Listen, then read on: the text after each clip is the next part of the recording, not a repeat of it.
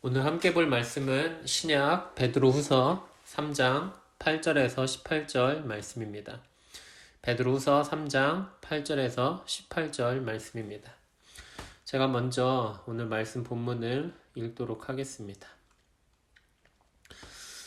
사랑하는 자들아, 주께는 하루가 천년 같고 천년이 하루 같다는 이 한 가지를 잊지 말라. 주의 약속은 어떤 이들이 더디다고 생각하는 것 같이 더딘 것이 아니라 오직 주께서는 너희를 대하여 오래 참으사 아무도 멸망하지 아니하고 다 회개하기에 이르기를 원하시느니라. 그러나 주의 날이 도둑같이 오리니 그 날에는 하늘이 큰 소리로 떠나가고 물질이 뜨거운 불에 풀어지고 땅과 그 중에 있는 모든 일이 드러나리로다.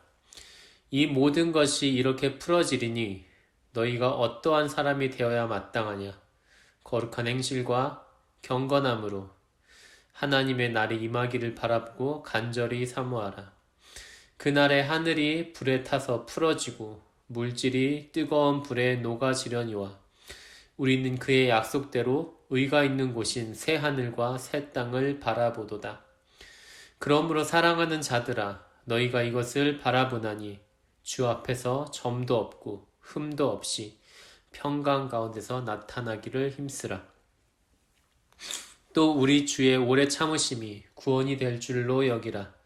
우리가 사랑하는 형제 바울도 그 받은 지혜대로 너희에게 이같이 썼고 또 그 모든 편지에도 이런 일에 관하여 말하였으되 그 중에 알기 어려운 것이 덜어 있으니 무식한 자들과 굳세지 못한 자들이 다른 성경과 같이 그것도 억지로 풀다가 스스로 멸망에 이르느니라. 그러므로 사랑하는 자들아, 너희가 이것을 미리 알았은즉 무법한 자들의 미혹에 이끌려 너희가 굳센 데서 떨어질까 삼가라. 오직 우리 주 곧 구주 예수 그리스도의 은혜와 그를 아는 지식에서 자라가라.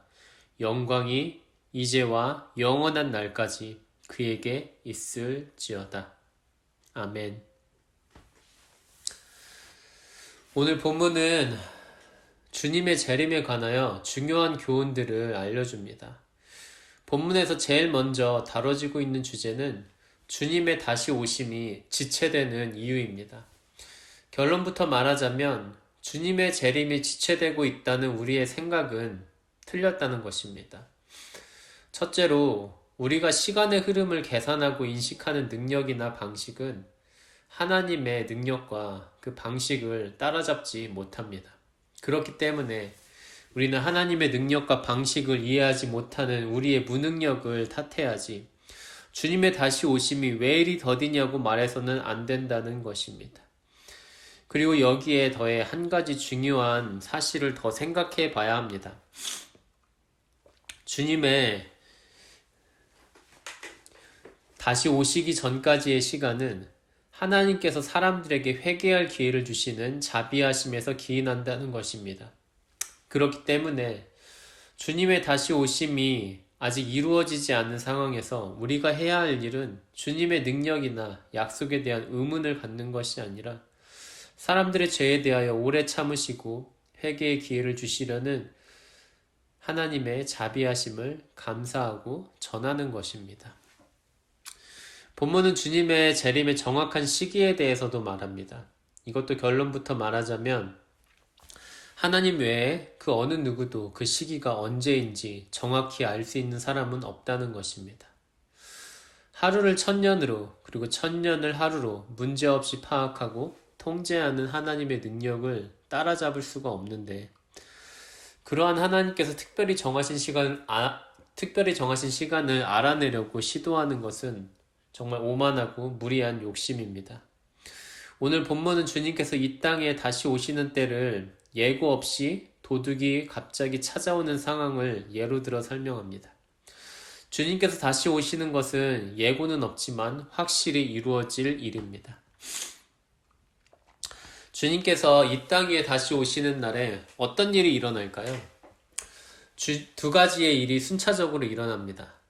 먼저 이 세상에 대한 심판이 있을 거고요. 그 이후에 새 하늘과 새 땅이 드러나서 비로소 완성된 천국이 이 땅 위에 임하게 됩니다. 그 날에는 하늘이 큰 소리로 떠나가고 물질이 뜨거운 불에 풀어지고 땅과 그 중에 있는 모든 일이 드러나리로다 라는 표현과 그날에 하늘이 불에 타서 풀어지고 물질이 뜨거운 불에 녹아지려니와 라는 말씀들은 모두 주님의 재림의 때에 확실한 심판이 있을 것을 말해주고 있습니다. 사실 그 심판이 구체적으로 어떻게 이루어질지에 대해서도 우리가 알 수 있는 것은 거의 없습니다. 우리는 그저 이 짧은 말씀을 통해서 그 어떤 죄도 주님의 심판을 피하지 못할 것이라는 사실을 기대할 뿐입니다. 그리고 마지막으로 본문은 주님의 다시 오심을 고대하는 사람은 어떻게 살아야 하는지에 대해서 가르칩니다.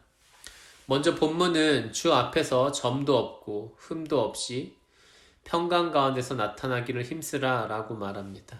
이 말은 우리가 하나님 앞에 서기 위해 어떤 결함도 없어야 함을 의미합니다.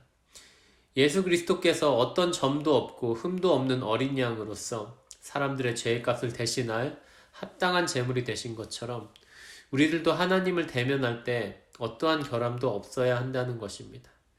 그렇게 되면 우리와 하나님의 관계를 평화로운 관계로 만들 수 있습니다.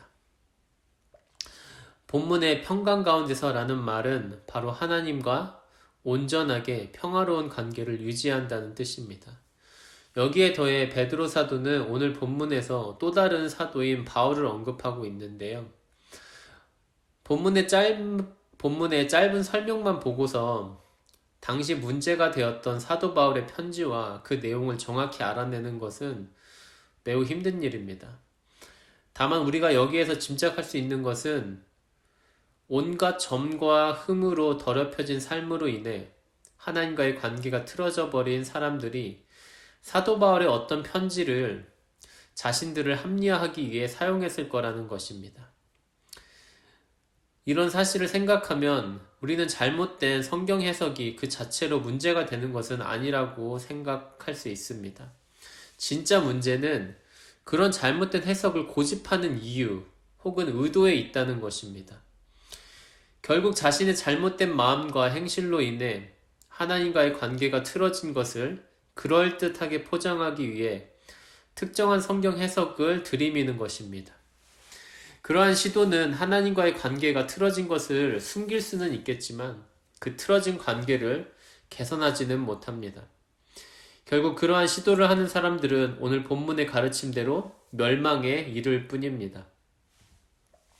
오늘 본문은 결론적으로 예수 그리스도의 은혜와 그를 아는 지식에서 자라가라 라고 가르칩니다. 혹시 여러분들은 예수 그리스도의 은혜를 설명할 때 어떤 식으로 말씀하시나요? 저는 예수님께서 우리에게 하나님과의 평화로운 관계라는 유익을 주시기 위해 신분이 낮아지고 목숨을 내놓는 손해를 보신 것으로 그 은혜를 설명하고 싶습니다. 다른 사람의 유익을 위해 자기는 기꺼이 손해를 보는 것, 우리는 이것을 희생이라고 부르죠. 그리고 우리는 이러한 희생을 보고서 진정한 사랑이라고 말합니다.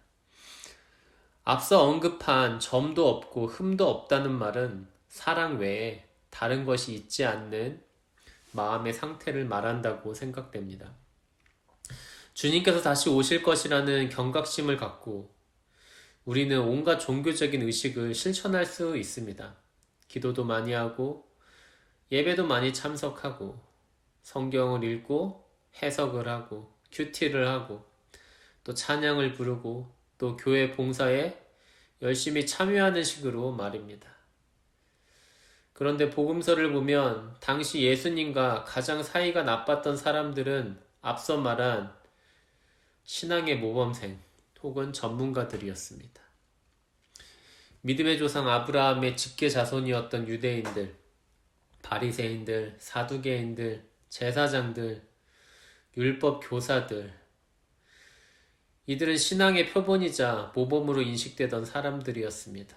그런데 그들의 마음속에는 하나같이 다른 사람을 위해 자기를 기꺼이 희생하고자 하는 사랑 같은 것은 존재하지 않았습니다. 그래서 예수님은 그들의 더러움을 보시고 지적을 하셨죠. 결국 예수님은 그런 사람들과 좋게 지내지 못하셨습니다. 심지어 예수님을 십자가에 달려 죽게 한 사람들도 바로 그들이었죠. 소위 신앙의 전문가들이라는 사람들이 말입니다. 그렇게 하나님의 아들이신 예수 그리스도를 십자가에 처형시켰습니다. 우리 모두 주님의 재림을 고대하고 있다면 우리 안에 예수님의 은혜를 감사하며 그분께서 우리에게 보이신 사랑을 다른 사람에게 보이고자 하는 마음이 있는지를 겸손하게 살피기 원합니다. 다른 사람을 위해 자신은 기꺼이 손해를 보는 사랑의 마음을 워낙 찾아보기가 힘이 드니까 이런 세상에서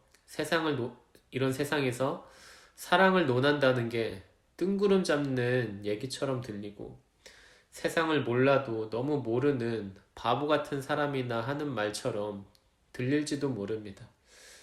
하지만 우리 주님은 확실히 이 땅에 다시 오실 것입니다. 그리고 우리의 마음에 사랑 외에 다른 점과 흠이 있는지를 반드시 확인하실 것입니다. 기도하겠습니다. 거룩하고 자비하신 하나님, 우리가 주님의 다시 오심을 두렵고 떨림으로 고대할 수 있도록 인도해 주옵소서. 어떤 순간에도 하나님께서 원하시는 삶을 사는 데 있어서 해이해지지 않도록 인도해 주옵소서. 그리고 사람들의 죄에 대하여 오래 참으사 회개할 수 있는 시간을 베푸시는 그 자비하심으로 주님의 뜻을 온전히 따르지 못하는 우리들을 긍휼히 여겨 주옵소서. 우리가 자주 실패하지만 하나님의 자비하심을 힘입어 다시 한번 하나님의 뜻을 온전히 따를 수 있도록 인도해 주옵소서. 그리고 주님께서 보이신 그 큰 사랑을 힘입어 우리 또한 다른 사람들을 더 많이 사랑할 수 있도록 인도해 주옵소서. 그리하여서 주님께서 다시 오실 때 점도 없고 흠없는 사람이라 칭찬받을 수 있는 우리가 될 수 있도록 인도해 주옵소서. 예수님의 이름으로 기도합니다. 아멘. 하늘에 계신 우리 아버지여, 이름이 거룩히 여김을 받으시오며 나라의 임하옵시며 뜻이 하늘에서 이루어진 것 같이 땅에서도 이루어지이다. 오늘날 우리에게 일용할 양식을 주옵시고 우리가 우리에게 죄 지은 자를 사하여 준 것 같이 우리의 죄를 사하여 주옵시고 우리를 시험에 들게 하지 마옵시고 다만 악에서 구하옵소서. 대개 나라와 권세와 영광이 아버지께 영원히 있사옵나이다. 아멘.